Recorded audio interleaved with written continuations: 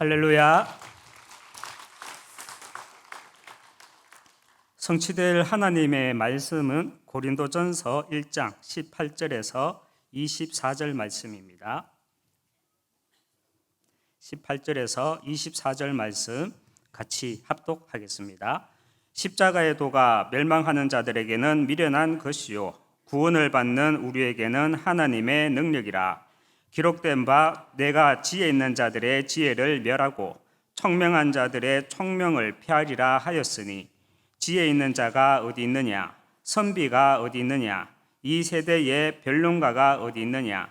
하나님께서 이 세상의 지혜를 미련하게 하신 것이 아니냐? 하나님의 지혜에 있어서는 이 세상이 자기 지혜로 하나님을 알지 못하므로 하나님께서 전도에 미련한 것으로 믿는 자들을 구원하시기를 기뻐하셨도다. 유대인은 표적을 구하고 헬라인은 지혜를 찾으나 우리는 십자가에 못 박힌 그리스도를 전하니 유대인에게는 거리끼는 것이요 이방인에게는 미련한 것이로되 오직 부르심을 받은 자들에게는 유대인이나 헬라인이나 그리스도는 하나님의 능력이요 하나님의 지혜니라. 아멘. 할렐루야. 먼저 짧은 영상 하나 보도록 하겠습니다.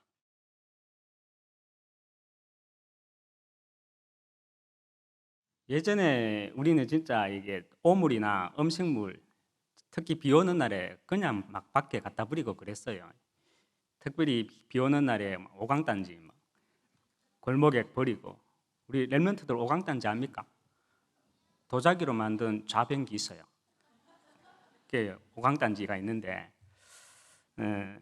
40년 후, 저 영상이 1981년도니까 제가 초등학교 3학년 때입니다. 그리고 40년 후, 약 40년이 지났죠. 지금 우리의 모습은 여기 상인동 얼마만큼 변해 있습니까?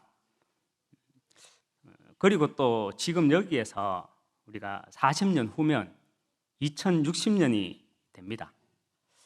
우리 교회가 있는 이 월배 지역, 사실 월배 지역뿐만 아니죠.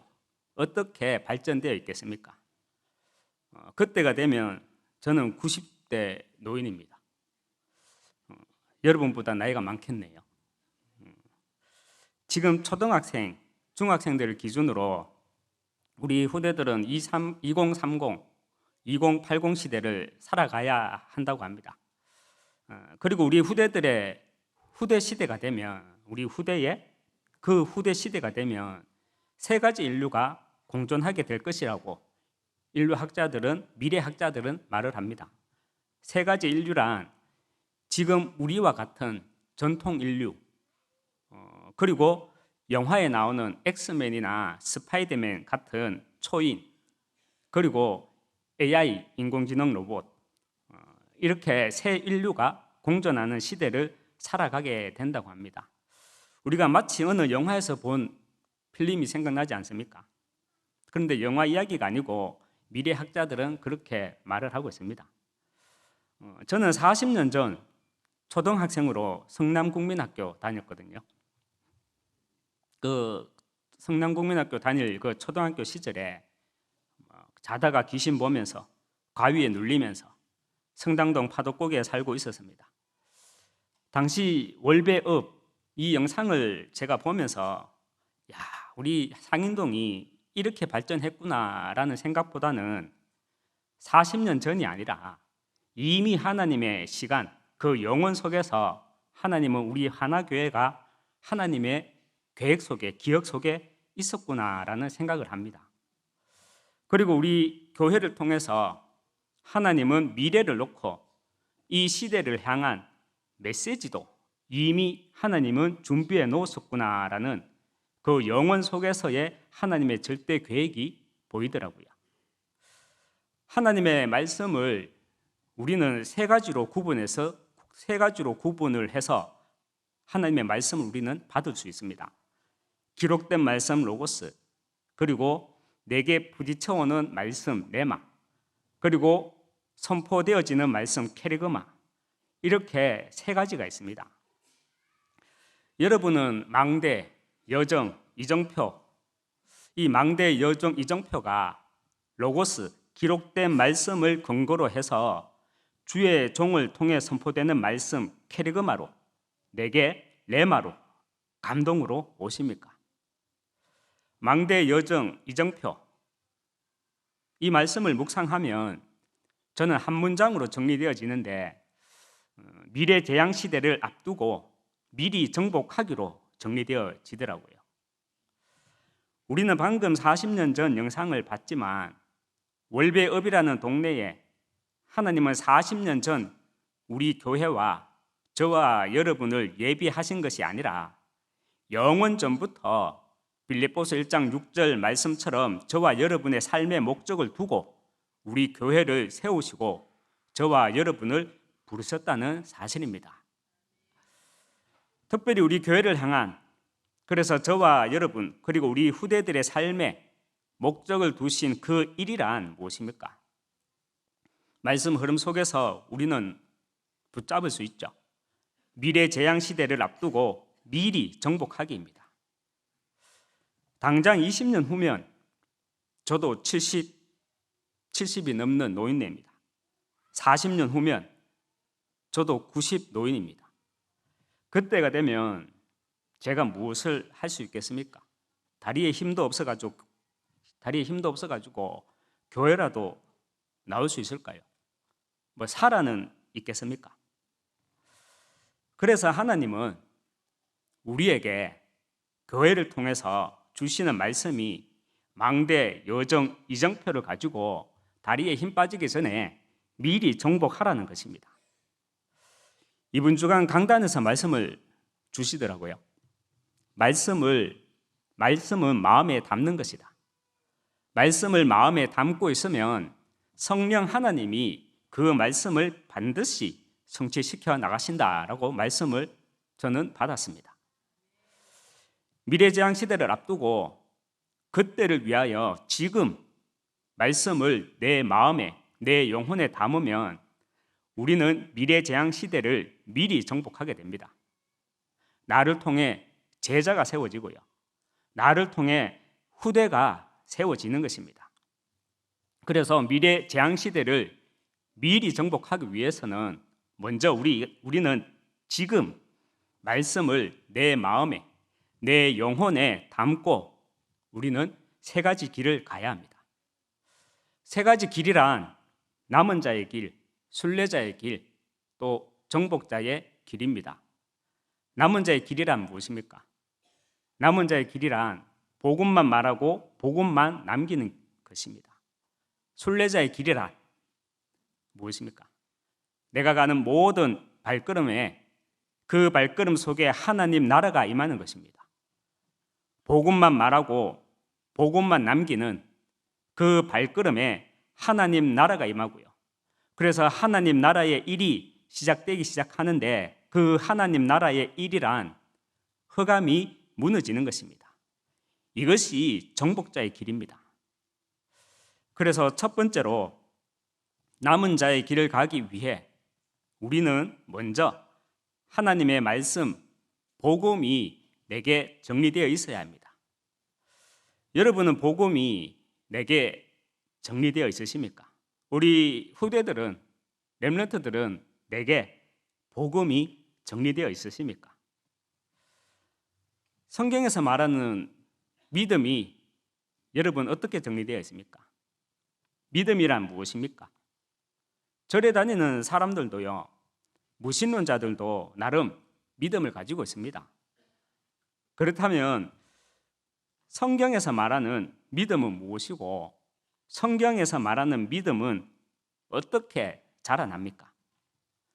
로마서 10장 17절에 믿음은 들음에서 나고 들음은 그리스도의 말씀으로 말미암느니라 말씀을 합니다. 우리의 믿음은 그리스도이시고요. 그리스도의 말씀을 들음으로 우리의 믿음이 자라난다 말씀하고 있습니다. 그렇다면 그리스도의 말씀이란 무엇입니까?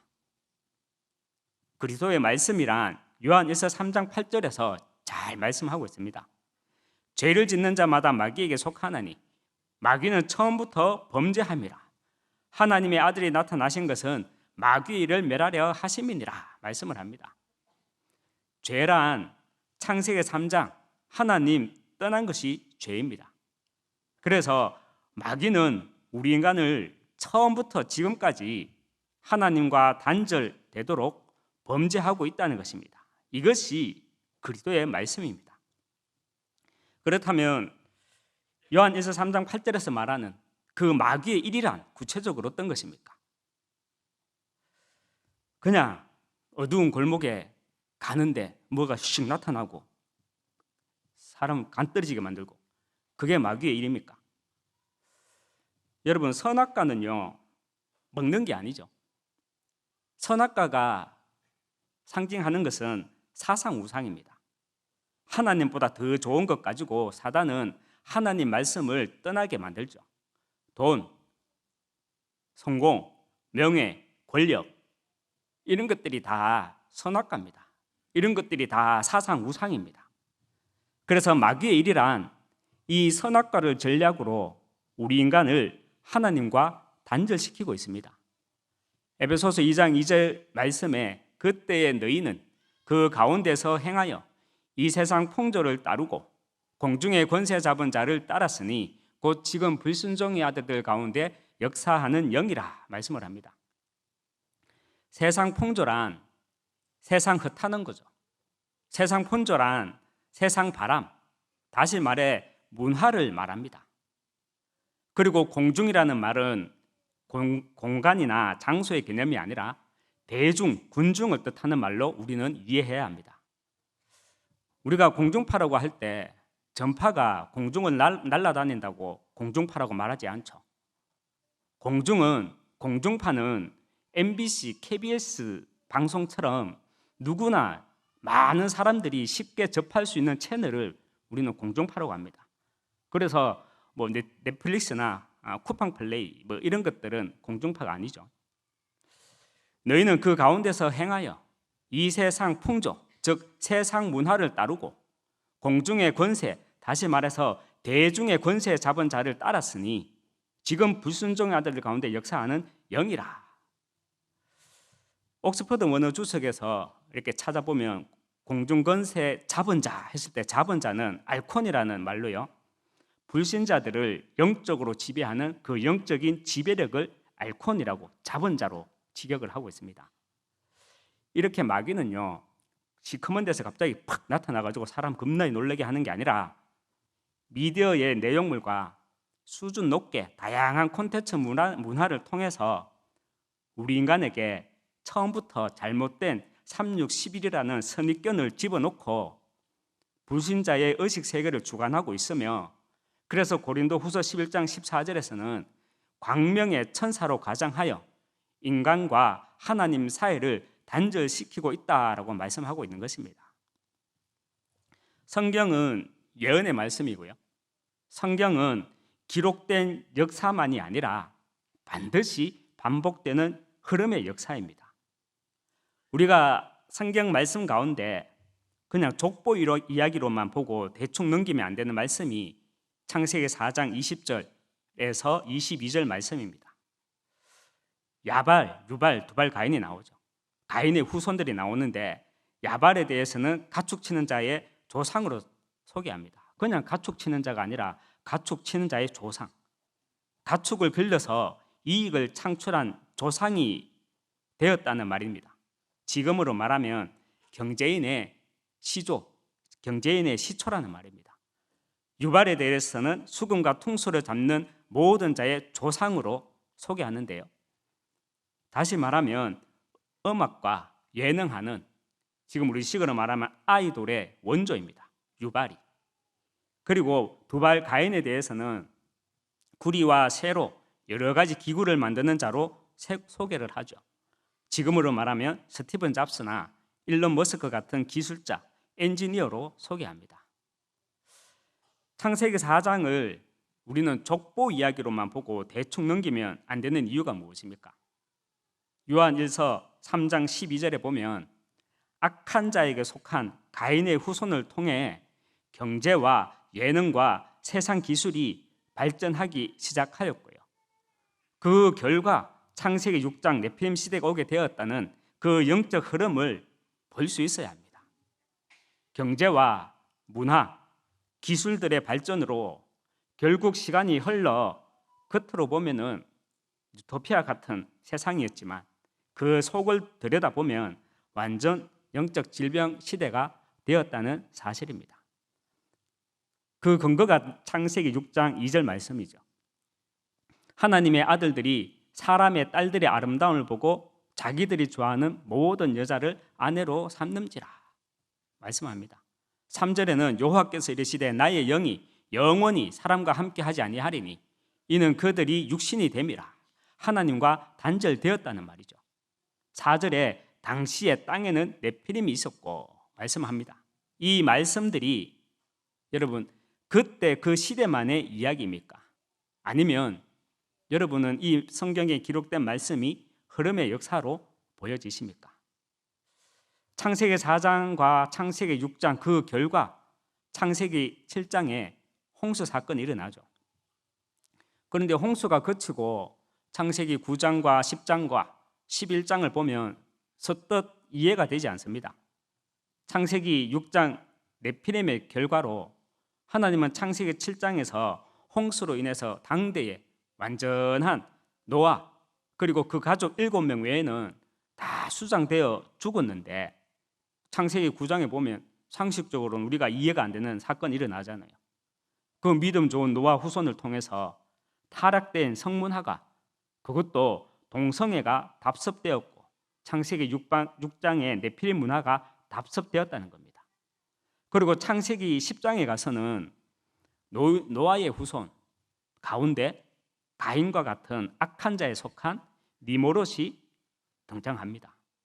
결국 창세기 11장에 가서는 하나님을 대적하는 바벨 문화가 다시 창궐하게 됩니다. 여러분, 사단은 물에 빠지면 숨을 못 쉬고 죽는 그런 존재가 아니죠. 우리가 3단체라고 말을 하는데요. 사단은 시대마다 불순종의 아들들 가운데 스티븐 잡스나 일론 머스크나 빌 게이츠 같은 불순종의 아들들, 그 소수의 엘리트들을 도구로 삼아서 경제와 문화와 세상 기술을 가지고 공중의 권세를 붙잡고 흑암의 문화를 통해서 많은 사람들을, 대중을, 궁중을 장악해 나가고 있다는 사실입니다. 여러분은 바울이 말한 에베소서 2장 2절 말씀과 구약시대 모세가 기록한 창세기 4장 20절에서 22절 말씀, 그 결과 그들을 통해서 창세기 6장 네피림 문화가 왔다. 그래서 영적 질병 시대가 오게 되었다. 이 말씀이 지금 우리가 살고 있는 시대와 또 앞으로 도래할 4차 산업혁명 시대를 통한 영적 질병 시대가 평행이론으로 보이지 않습니까? 평행이론이란 서로 다른 시공간에 존재하는 그리고 서로 다른 사람의 운명이 같은 식으로 반복된다는 이론입니다. 성경은 예언의 말씀이고 성경은 흐름의 역사라 했습니다. 예언이란 올여름에 물에 가면 빠져 죽는데 이게 예언이 아니고요. 예언이란 지금 일어나고 있는 미래에 또 미래에 일어날 일들에 대한 그 원인을 말하는 것이 예언입니다.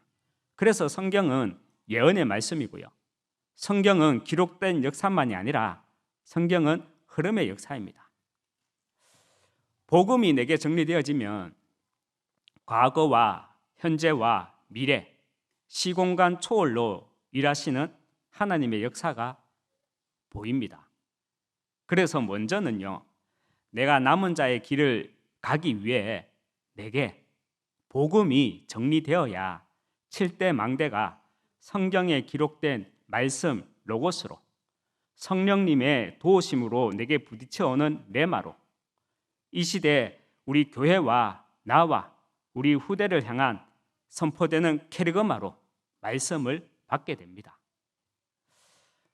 우리는 미래 재앙 시대를 미리 정복하기 위해 지금 말씀을 내 마음에 내 영혼에 담고 세 가지 길을 가야 하는데 그 두 번째 길은 순례자의 길입니다.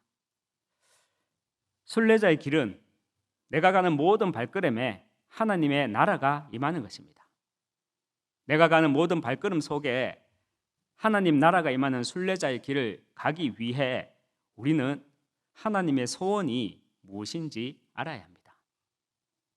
하나님의 소원이 무엇인지 알기 위해서는 반드시 우리가 묵상되어야 하는 말씀이 창세기 2장 4절입니다. 이때 7대 여정이 기록된 말씀 로고스로 성령님의 도우심으로 내게 부딪히는 레마로 이 시대 우리 교회와 나와 우리 후대를 향해 선포되는 캐리그마로 말씀을 받게 됩니다. 우리나라도 그렇지만 특히나 미국에서는 나사에서 우주 비밀을 풀기 위해 막대한 예산을 쏟아붓습니다. 수십 년째. 그 결과 그동안 우주 관측의 비밀을 연구한 결과를 한마디로 말하면 뭔지 아십니까? 우주는 겁나 크다. 우주는 관측 불가한 만큼 크다. 한 문장으로 수백억을 수십조를 투자했지만 우리가 말할 수 있는 것은 고작 그 정도입니다. 요한복음 21장 25절에 보면 예수께서 행하신 일이 이 외에도 많으니 만일 낱낱이 기록된다면 이 세상이라도 이 기록된 책을 두기에 부족할 줄 아노라 말씀합니다. 창세기 1장에서 태초에 하나님이 천지를 창조하시니라. 그리고 둘째 날, 셋째 날, 넷째, 다섯째, 여섯째 날을 예수님이 창조 사역 때부터 함께 하신 그 예수님이 창세기 1장을 만일에 낱낱이 기록했다면 정말 우리는 이 책을 이 세상에 어디에도 둘 데가 없을 정도죠. 요한복음 20장 31절에 성경 기록 목적에 대해서 사도 요한은 말을 하고 있습니다.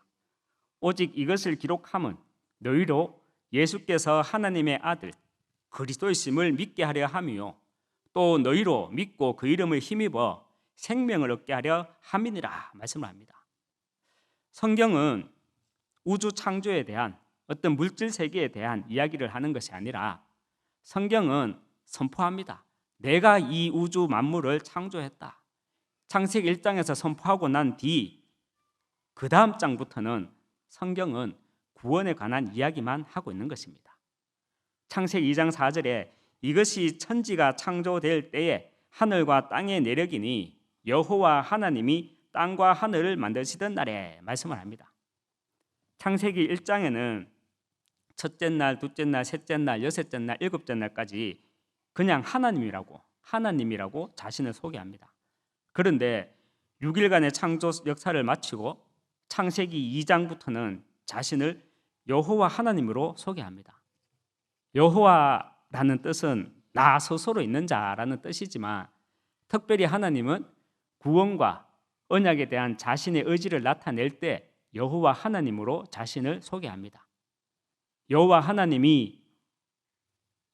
하나님이라고 말씀하고 난 뒤에 땅과 하늘을 만드시던 날에라고 말씀을 하는데요. 창세기 1장에서는 하늘과 땅, 천지 그랬다가 창세기 2장부터는 이제 땅과 하늘이라고 기록되어져 있는데요. 이것은 성경 저자가 그냥 아무 생각 없이 그냥 순서를 바꾼 것이 아니라 여호와 하나님이 구원의 하나님이 언약의 하나님이 땅과 하늘을 만드시던 날에라고 말씀하시는 것은 이제부터는 강조점을 내가 땅에 두고 땅에 관한 이야기를 하겠다는 하나님의 구원과 언약에 대한 자신의 의지를 나타내는 말씀입니다. 여러분, 땅에 관한 이야기가 무엇입니까? 창세기 3장부터 창세기 11장 일반 인류의 역사, 이것이 땅의 이야기입니다. 땅에 관한 이야기가 무엇입니까? 하나님의 소원이 땅에 관한 이야기입니다. 내가 정말 땅에 관한 이야기를 아는 순례자라면 우리는 넘어서야 할 세 부류의 사람이 있습니다. 반드시 넘어서야 하는 세 부류의 사람이 있습니다. 복음은 알지만 현장 없는 구경꾼 넘어서야 하고요. 복음은 알지만 말씀의 방해꾼 넘어서야 하고요. 복음은 알지만 전도의 핍박자 넘어서야 합니다. 그래서 순례자의 길을 가기 위해 매일 내 영혼 속에 각인시켜야 하는 말씀이 7대 여정입니다. 7대 여정은 언약의 여정을 가기 위한, 쉽게 말하면 우리의 영적 개발서입니다.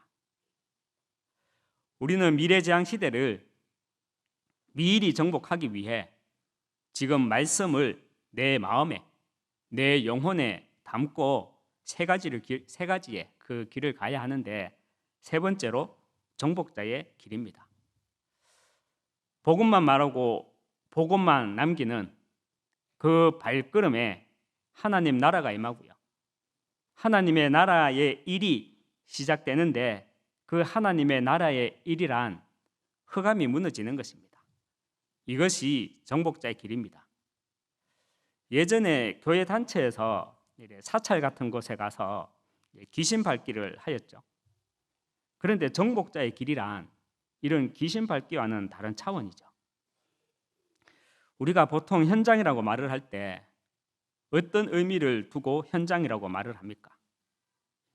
하나님과 단절된 결과 12가지 인생 문제에 잡힌 세상과 인생을 보고 우리는 현장이라고 말을 합니다. 그렇다면 우리가 현장성이라고 말할 때 현장성이란 무엇입니까? 현장성이란 현장에서 느껴지는 성질을 말하죠. 그래서 우리는 현장을 놓치면 복음은 다 이론이 되고요. 현장을 놓치면 심지어는 다 탁상 행정이 되는 것입니다. 얼마 전 잠시 병원에 입원하신 장로님 면회를 가셨는데요. 장로님 앞에서 갑자기 이런 말이 나오더라고요. 장로님 세대가 현장에서 전도하는 처음이자 마지막 세대가 될 것 같습니다. 이런 말이 나오더라고요. 올해 연세가 딱 80이신데 장로님은 현장에서 12가지 인생 문제와 그리스도가 느껴지는 그 성질이 있으니까 정신이 깜빡깜빡할 연세지만 병원에 가니까요, 망대, 여정, 이정표를 놓고 기도하고 계시더라고요. 내게 현장이 없고 내가 현장성이 없으면 갈보리산, 감람산, 마가다락방, 그리고 핍박, 시간표, 전환점, 로마라는 이 단어가 내게 스토리화되지 못합니다. 스토리화되지 못한다는 말은 현장에서 체험하는 성령의 역사를 말합니다. 예전에 이런 말이 있었죠. 스토리가 스펙을 이긴다. 우리가 현장에서 12가지 인생 문제와 그리스도가 느껴지는 현장성을 잃어버리면 그리스도가 지식이 되고 그리스도가 약화될 수밖에 없습니다. 오늘 본문 고린도전서 1장 18절 말씀을 보면요, 십자가의 도가 멸망하는 자들에게는 미련한 것이요 구원을 받는 우리에게는 하나님의 능력이라. 23절에 우리는 십자가에 못 박힌 그리스도를 전하니 유대인에게는 그리끼는 것이요 이방인에게는 미련한 것이로되. 24절에 오직 부르심을 받은 자들에게는 유대인이나 헬라인이나 그리스도는 하나님의 능력이요 하나님의 지혜니라 말씀을 합니다. 특별히 23절에 보면 우리는 십자가에 못 박힌 그리스도를 전하니 유대인들에게는 그리끼는 것이요. 여기에서 그리낀다는 말은요, 걸림돌이라는 말입니다. 걸려 넘어진다는 말입니다. 유대인들은 구약의 율법에 정통한 자들이었지만 하나님의 말씀이 오실 메시아로, 복음으로 정리되지 못하고 땅의 이야기를 통한 하나님의 소원을 보지 못하고 그들의 신앙에 현장성이 없으니까 십자가의 복음, 예수가 복음이 도리어 그들의 신앙에 걸림돌이 되는 거예요. 그래서 십자가의 복음이 도리어 저 유대인들에게는 걸림돌이 되고 있다라고 바울은 고린도전서 1장 23절에서 말을 하는 것입니다. 우리 또한 복음이 내게 정리되지 못하면요, 7대 망대는 이상한 얘기가 됩니다. 특히 공중건색, 우주시대, 유니버스 시대, 어느 분이 이렇게 말하더라고요. 우주시대, 유니버스 시대. 왜 우리 후대들한테 뉴에이지 사상을 심어주느냐. 목에 핏대를 올려가지고 얘기하시더라고요. 뭐 제가 참 말씀은 못하겠지만 많이 답답하더라고요. 여러분, 에베소서 2장 2절 말씀 그 한 문장만 가지고도 복음으로 해석해 보면 왜 7대 망대 기도 가운데 우주시대, 유니버스 시대라고 말씀하는지 우리는 알 수 있습니다. 앞으로 4차 산업혁명 시대가 되면 각종 미디어와 흑암의 문화에 빠져서 영적 질병 시대가 오게 됩니다. 우리 또한 유대인들처럼요, 복음이 내게 정리되지 못하고 하나님의 소원이 나의 소원이 되지 못하고 내 신앙이 현장성을 잃어버리게 되면 우리는 사실 내가 있는 업에서, 내가 있는 지역에서 신앙생활을 해야 되거든요. 근데 우리가 어떻습니까? 사실 교회 안에서만 신앙생활 하잖아요.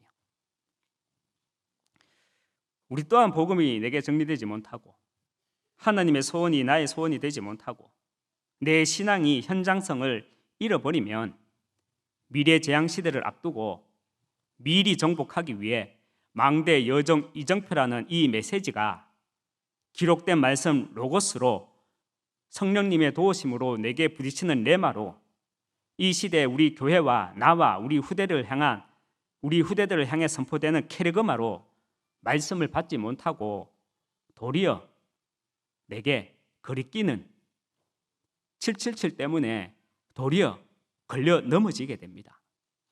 실제 제 주변에 보니까 망대 여정 이정표 때문에 걸려 넘어지는 성도들도 사실 있더라고요. 먼저 복음이 내게 정리되어야 7대 망대를 가지고 우리는 남은 자의 길을 갈 수 있습니다.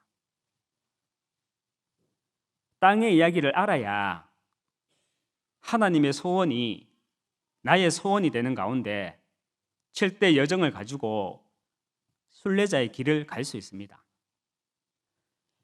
현장에서 역사하는 성령의 역사, 그 현장성을 내가 가지고 있어야 7대 이정표를 가지고 정복자의 길을 갈 수 있습니다. 내가 현장에 있어야 왕을 만나든지 왕비를 만나든지 할 거 아닙니까? 말씀을 맺도록 하겠습니다. 우리 교회는 전도 목회를 하는 교회로 하나님이 세우셨습니다. 그래서 담임 목사님, 또 우리 부교역자, 또 우리 중직자, 또 여러 성도님들을 한 지체로 팀으로 부르셨습니다. 지난 월요일 날 다락방으로 이제 두 번째 만남을 가진 분이 제게 이렇게 말씀을 하셔요. 목사님, 제게 혹시 전도하러 오시는 겁니까? 예, 전도하러 옵니다. 그런데 전도는요, 교회 가자고 하는 것이 아니고요, 그리스도의 복음을 전하는 것이 전도입니다 라고 말씀을 전해 주었습니다. 전도 목회란 전도 활동, 전도 행위를 말하는 것이 아니죠. 오직 그리스도의 복음을 가지고 현상성을 놓치지 않는 가운데 먼저는 복음 때문에 행복한 전도자가 되자. 이것이 전도 목회라고 저는 배우고 있습니다. 그래서 먼저는 내가 하나님의 일에 행복한 전도자로 인도받으려면 현장성을 놓치지 않기 위해서 불신 현장을 새로 밟는 가운데 또 불신 전도를 통해서 7대 이정표에 관한 응답을 우리는 누려나갈 수 있어야 합니다. 그래야 핍박, 안디옥 핍박, 시간표, 전환점, 로마 이런 말이 현장에서 내가 인도받아야 이 말씀이구나 라고 우리는 이해가 되지요. 교회 안에서 신앙생활 하는 게 아니라 우리는 교회 밖에서 신앙생활을 해야 됩니다. 21절에 하나님의 지혜에 있어서는 이 세상이 자기 지혜로 하나님을 알지 못하므로 하나님께서 전도에 미련한 것으로 믿는 자들을 구원하시기를 기뻐하셨도다. 이 일을 위해 하나님은 월배업에 영원 전부터 우리 교회와 나를 부르심을 알고 유대인들처럼 혹이나 선민사상과 율법에 가리어져 복음을 보지 못하고 그런 일이 없기를 바랍니다. 오직 그리스도의 복음만 말함으로 내가 속한 모든 현장에 하나님 나라가 임하고 사단이 무릎 꿇는 망대, 여정, 이정표를 가지고 세 가지 길을 가는 나와 우리 후대 되시길 주님의 이름으로 축원합니다. 기도하겠습니다. 하나님 아버지, 먼저 복음이 내게 정리되게 하여 주셔서 선포되어지는 말씀 7대 망대가 내 마음에 담겨 누리는 가운데 남은 자의 길을 갈 수 있게 하여 주시고 땅의 이야기를 알므로 하나님의 소원이 나의 소원이 되는 가운데 내가 7대 여정을 가지고 순례자의 길을 갈 수 있게 하시고 현장에 역사하는 그 성령의 역사, 그 현장성을 가지고 내가 7대 이정표의 응답을 누림으로 정복자의 길을 갈 수 있도록 하나님 축복해 주시고 우리의 모든 발걸음을 인도하여 주시옵소서. 예수 그리스도 이름으로 기도합니다. 아멘. 만유의 주 되신 우리 주 예수 그리스도의 은혜와 하나님의 크신 사랑과 성령의 내주인도 역사 교통 충만하심이 말씀을 마음에 담고 성령 하나님이 그 말씀을 반드시 성취해 나가신다는 그 믿음을 붙잡고 세 가지의 길을 가기 원하는 여기 모인 모든 하나님의 사람들 머리 위에 가정과 후대와 업 위에 지금부터 영원토록 항상 함께 있을지어다. 아멘.